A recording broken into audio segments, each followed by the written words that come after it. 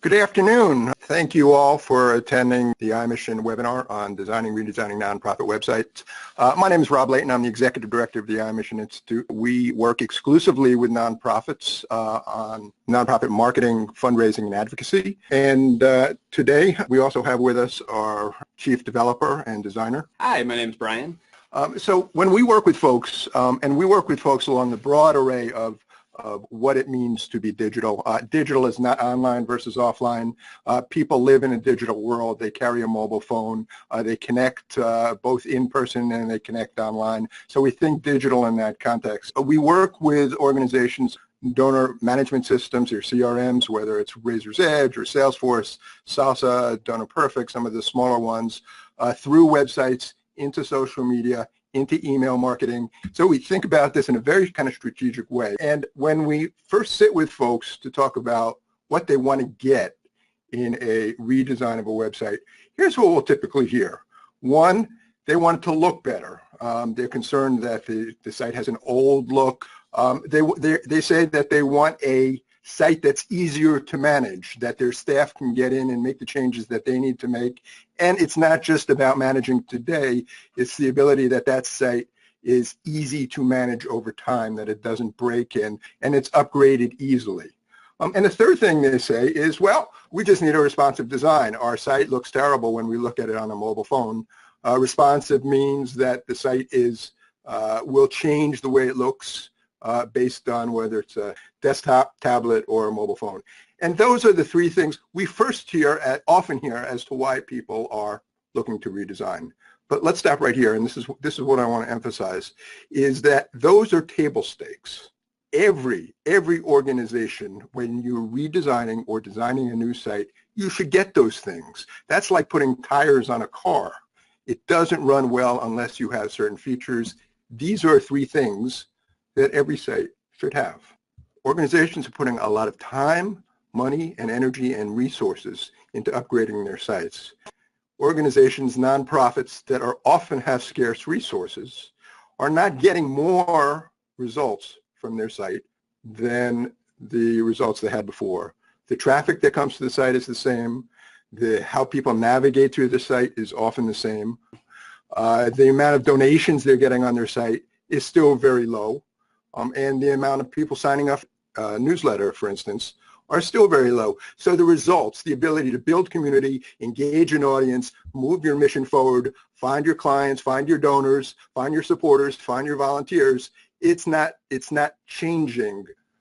The big idea is that although a redesign may be triggered by appearance, performance, or ease of use issues, the fundamental thing we're after is addressing these issues should not be your primary goal. The goal is to improve performance that advances mission in a measurable and meaningful way. And so in this webinar, you're going to learn how to think about redesigning your website. And by the way, the lens we're looking through this is very much through a redesign lens. But the information you're getting today, if you're just talking about designing, are still very relevant. So how to think about your website in the digital age, in a strategic context, to move your mission forward. We're going to talk about a three-step planning guide, getting organized before you even start designing that site. And finally, once you get going, how to manage that process. So again, the class agenda, what are the strategic questions you need to answer first? Second is the three-step planning process before you start the actual development process, and then managing the process. We'll give you some tips on how to do that. Okay, let's start with the strategic question one. And this is where I'm going to ask you all to put on your marketing caps, because at the end of the day, the website is a marketing tool. It's an engagement tool. So we're talking about the who's and the what's. So who is the site for? Yeah, it's for clients. Yeah, it's for donors. Yeah, it's for community members. And it's for your advocates or your volunteers. Certainly for all those things. The problem, and every good marketer understands, that when you try to market the same thing to everybody, you end up marketing nothing to anybody. And so the paradigm shift here is, how do you think about structuring of your site in such a way that you can speak to specific audiences and engage with them and be meaningful? There are some really amazing sites that you should study as part of your thought process. GoGoEd is a initiative of the American Heart Association that recognized that issues around heart disease and heart health for women were different from what they are for men, and that they needed to speak to women very directly about that. If you looked at their original homepage and you are a woman who is looking for the issues that you faced, it would have been very difficult for you to navigate and find the information you need. And again, in the digital world we live in the internet world, you have about 3 seconds when somebody lands on your page to tell them that they came to the right site and they're going to move forward. This is really clear. This is really clear about who the who is here. This is about women engaged together to address the issue of heart disease. It's a very well done site. Go to it, understand it, learn from it. The second question, and what that site also asks, is not only the who, but what do you want folks to do, or what do people want to do when they come to that site? That's the marketing question as opposed to the selling question. We're great as opposed to trying to meet the needs of the people coming in, right? So what are the needs of people coming in? Well, a lot of nonprofit websites, a lot of websites in general really have become nothing more than a yellow pages or a white pages. You know, that book that used to land on your front lawn or in front of your apartment door, that big thick book. Really all it is, all the nonprofit, all the website is now is somebody's entering the organization name and they're looking for the contact information, and that's the primary purpose. That's an important purpose. Education and providing resources are important, but be careful how much time and energy you put into that. The other two issues here are questions about conversion, what you want that site to do for you. One of the things you want is to use the digital world, to use digital tools to help you build your communities of interest. Again, whether it's around clients or donors or volunteers. And you need to connect with people before you make a hard sale. That's known as a soft conversion.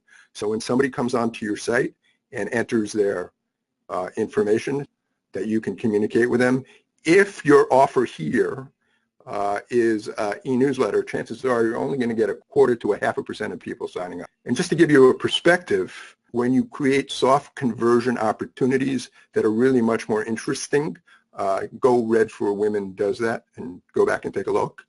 You'll get not just 10 times that amount, 5%, but I'll give you an example. People who signed up for this webinar today, which is the sign-up form is on the iMission site, over 30% of the people who landed on that page signed up.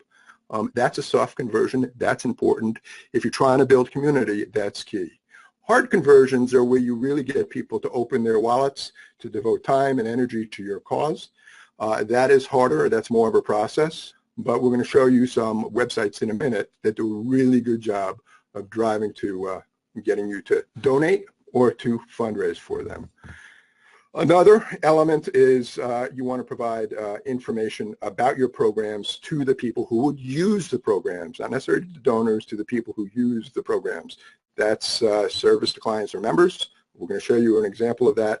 And finally, every site should be branding. What the branding does, it's not first and foremost about look, feel, and colors or fonts. It's about how you develop a relationship with people coming to your site, how you build trust, confidence, and belief in your organization. And that's really what a brand is all about, that they're choosing to work with your organization as opposed to the many other powerful, great nonprofits that are out there. Okay, so here's one, here's a site that is a client-focused site. This was a community mental health organization in Bridgeport, Connecticut, and in Norwalk, Connecticut. They were looking to get more clients through the door, in large part because they were looking to develop a new funding stream. Medicaid had changed. Some of their services were now covered. They felt that they could dramatically change their resources if they were able to reach out to the folks who needed these services and had an easy way to connect. So what you see here is the very clear brand message: growing up can be hard, we make it easier. That's the fundamental promise here. A aspirational, a happy picture about what the results can be. People are coming to this page to find information about programs. In this case, it's youth in crisis, counseling services over time for those young people, and the family supports, the family services. The who is clear. This is for the client, and the what is clear, the service is offered. Here's another example, again, environmental working group. For those of you who have a social justice or environmental justice component, this is a really good site. They're doing a really good job of using the digital world to build their communities. Here it's for environmental concerned. What they're doing is providing lots of different opportunities for the soft conversion, the lead generation, for education, and for advocacy. Again, they're building communities of support. Each of those boxes, this is a kind of a funky looking home site, right? Each of those boxes are a way for people to engage. The home site really is nothing more than a collection of what is known as a landing page that people would first arrive at. Again, we're going to emphasize that the old model of people coming through the front door, the home page, and then navigating through your site, that's going away. People are going to come to your site through a lot of different pages. They're coming through what their interests are, and then maybe navigate out to the home page to see what other opportunities are. Here's another good site for everybody to study. It's Charity Water. They've actually crushed it in the digital world. They've crushed it in the offline world too. 2007, they were about $1.5 million organization. Last I looked, 2015, they were well over $40 million organization, and they rode right through the financial crisis. Their homepage is very donor-centric. Go on to their homepage. You're going to see all different ways. It's not just the donate button. You're going to see all different ways for donors to engage with the nonprofit. Donors, fundraisers, do a fundraiser for in honor of your birthday. They have all different ways to engage your donor and deal with the donor's questions about whether this is a legitimate organization. GoGoEd for Women, Environmental Working Group, Charity Water, all good sites for you to take a look at and see which one works best for your organization. But now you say, I need to communicate to all my stakeholders for all purposes we have. And you know something? That really is true for some organizations, not necessarily true for all organizations. But I get it, and there's a way to handle that.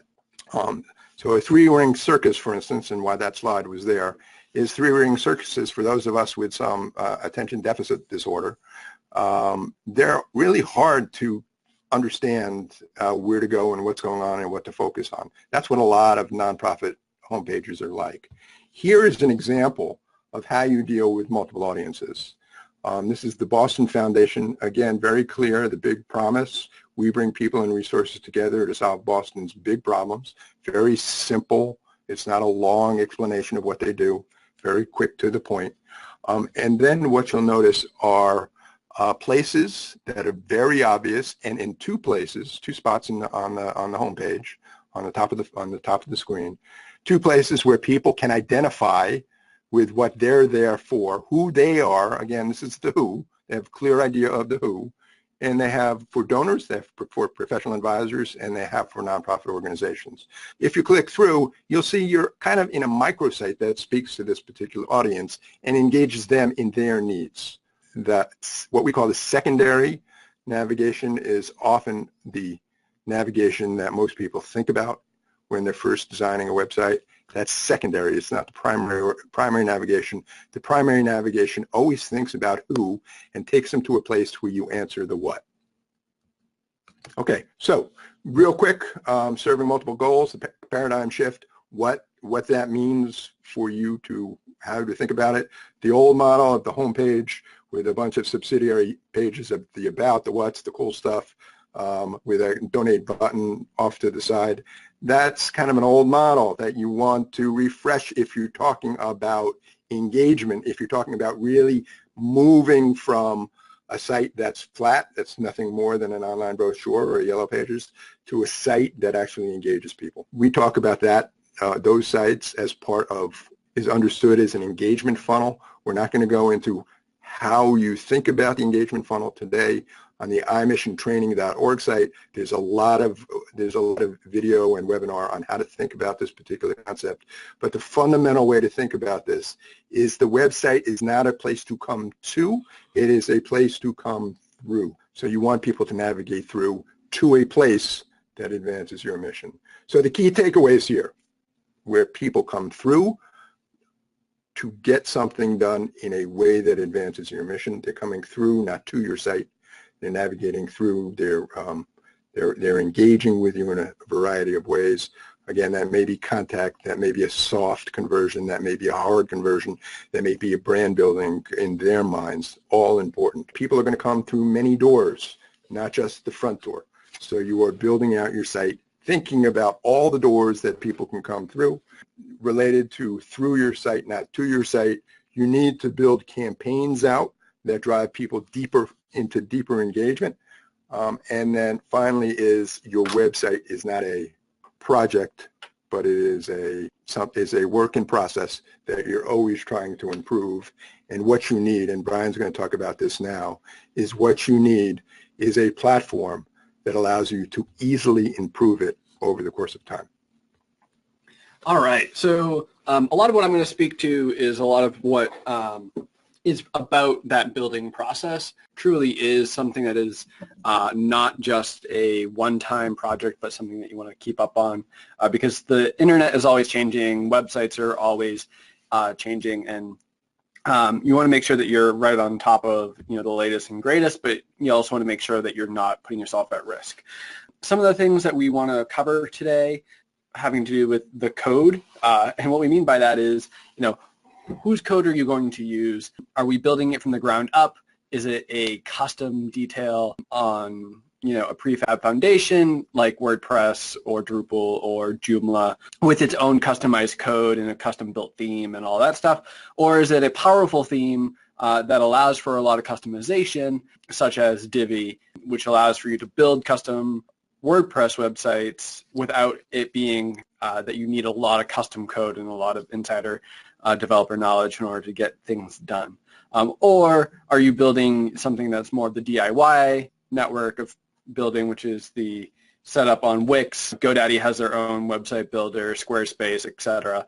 Those sites all have different places that they work with to develop those sites out for you. So one of the things you want to pay attention to is figuring out what works for you and what you need. Some of this really comes down to what are the key elements of what you're trying to put in the site. Are you building something that is already out there, and can you model it off of that and find solutions that work within that idea?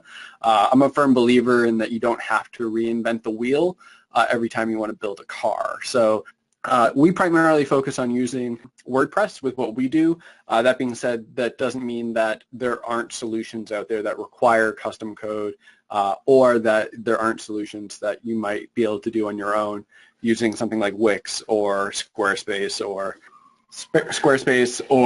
GoDaddy. What's kind of critical for you to think about your site over time is not that it's on day one when you launch it. It's this glorious, beautiful thing that's working great. It's, as Brian said, it's changing over time.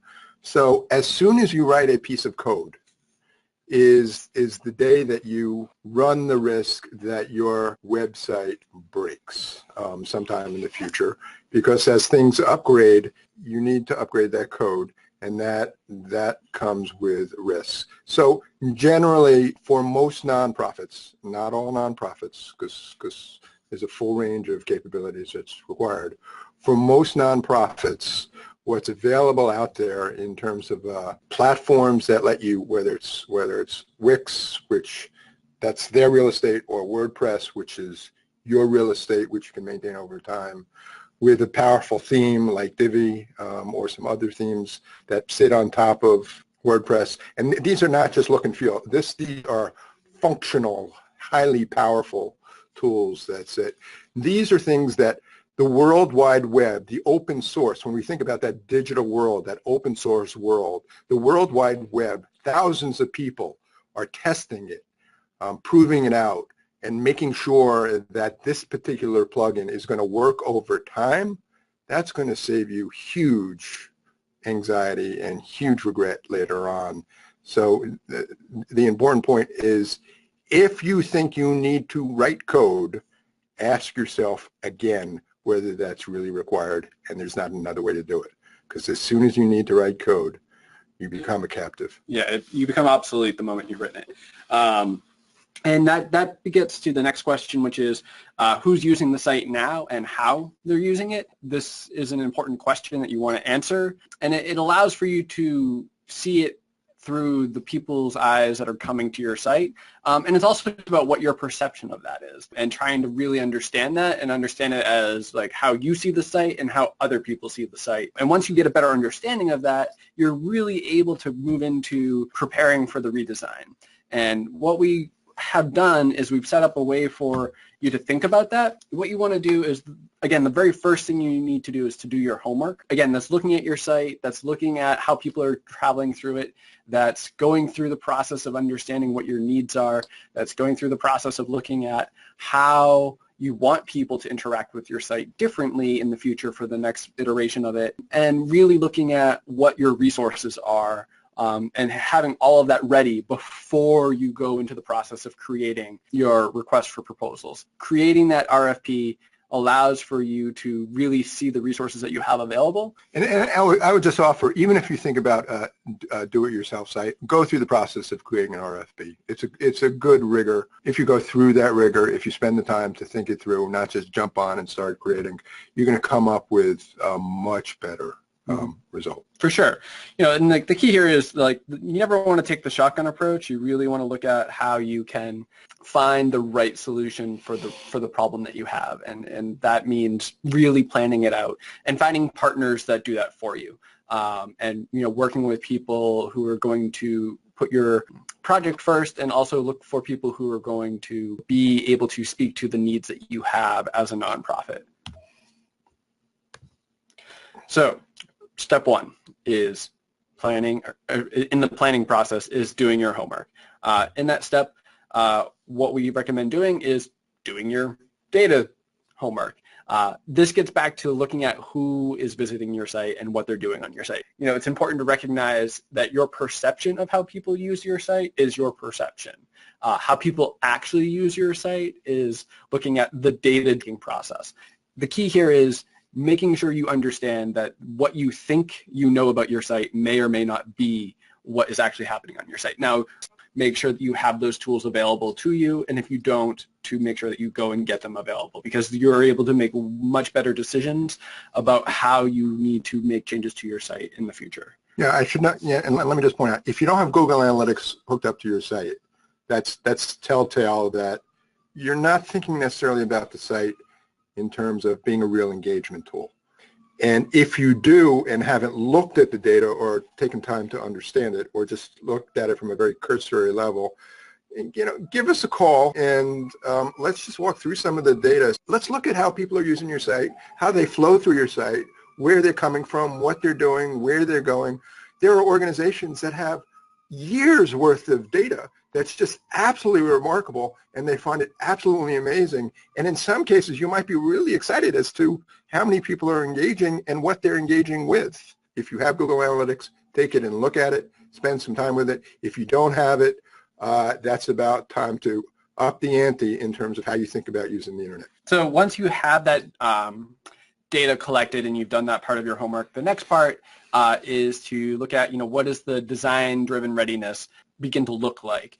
How is it branded? How is it a full brand development piece, or is it that you're rebranding your entire company or your entire nonprofit?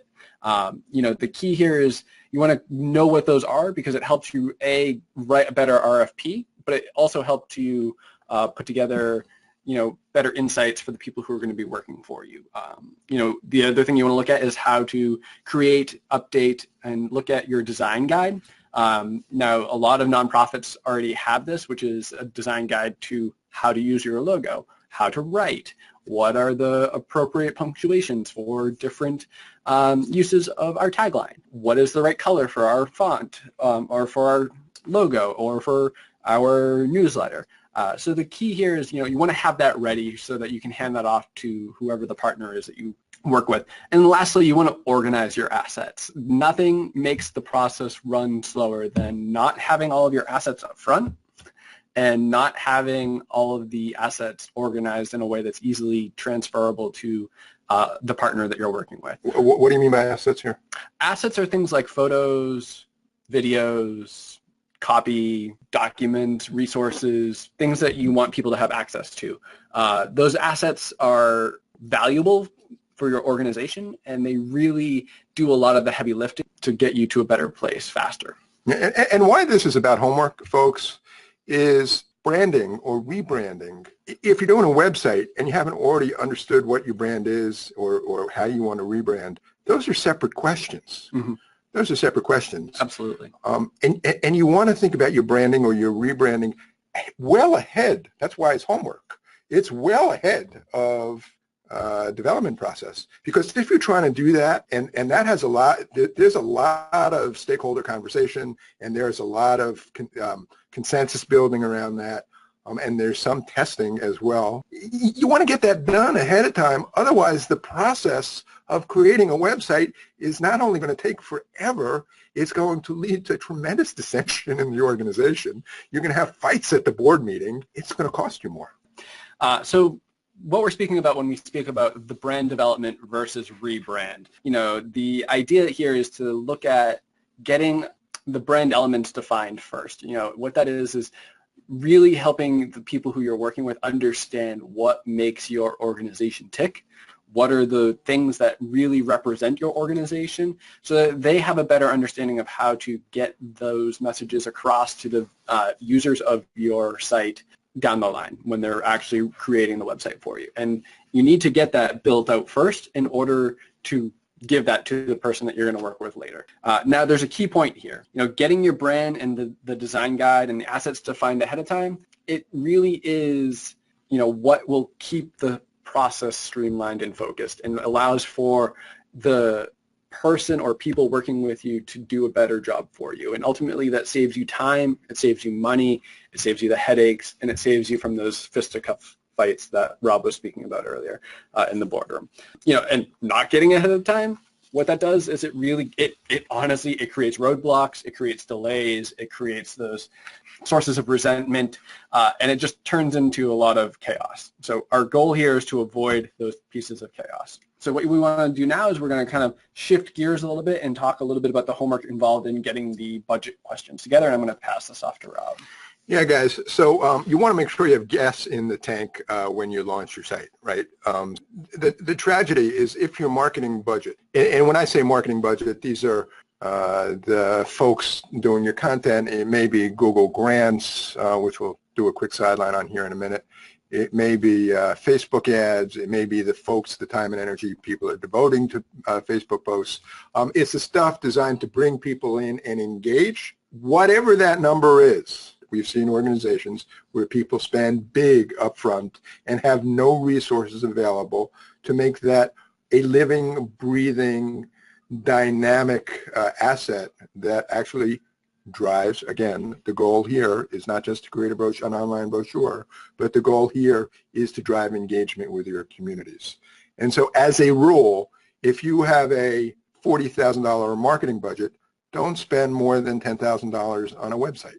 If it's $5,000 you need to have a $15,000 to $20,000 marketing budget. If it's $2,500 that you can afford, again, for a website, just make sure you have something in the order of $10,000 to $12,000 available, bringing people in and doing stuff. And it's really exciting when you see people come in and start engaging, and it really can help you move the needle. The digital world can really help you move the needle on your organization and your mission, with the website being a part of that, if you think about it in that strategic context and not just the project that we need another website. Real quick on the GoGo grant, is a way to drive people to your site using basically a donation from Google. It's an in-kind donation to use their online advertising platform. It's $10,000 a month, but I caution you, and there are a lot of people out there that are saying, hey, don't leave $10,000 on the table. Make sure you use all that up. The truth is that for a lot of organizations, particularly if you're a local organization, if you're statewide, national, different matter. But if you're a local organization, there are not enough people searching for you to ever use that kind of number. So be careful. But what's amazing about Google Grants is not just the ad money that you get, but the insight. If you run this over time, the insight into what people are interested in. Google actually tells you, back in the day, we used to spend big money on focus groups to try to figure out, or market tests to figure out what people really want. Most small nonprofits could never do that, but the ACLUs and the American Heart Associations, all those guys could. They used to spend really big money, and they still spend really big money on that. But with Google Grants, you can get close for nothing, just some time and energy. You can get close to getting those kind of insights. So think about using Google Grant over time to give you insight into what's going on to your community and as a way to start engaging people. All right. So the next part in our planning and creating and doing is creating the RFP. And so for this, what we're going to talk about is the kind of the workflow of the RFP itself. The things that we really need to pay attention to are having a clear statement of the who and what the purpose is of the website, what the proposed audience is and how it's driven through the site architecture, what the platform is that you're going to work for or work with, and what are the technical specifications and preferences that you have, if there are any, and if there are design guides, brand statements, and or brand guides for the people that you're working with to work from. And then also whatever the strategic engagement plan is. And lastly, what the budget range is. All of these elements kind of speak to different pieces of how the person or the program or the partners that you're working with are going to be able to do a better job for you. For instance, when you have a clear statement of who is visiting your site because you've done your homework and you've looked at, the type of person who's coming through your site and what they're looking at and the purpose of what you're trying to get to, you give your partner a better idea of how to create a better system for those people flowing through your site. Knowing the audience allows for you to do better targeting when you're later on marketing to the people to come to your site and come through the site. And then again, knowing the platform and what your technical preferences are and if there are specifications that you need to get to because there's certain requirements for your nonprofit.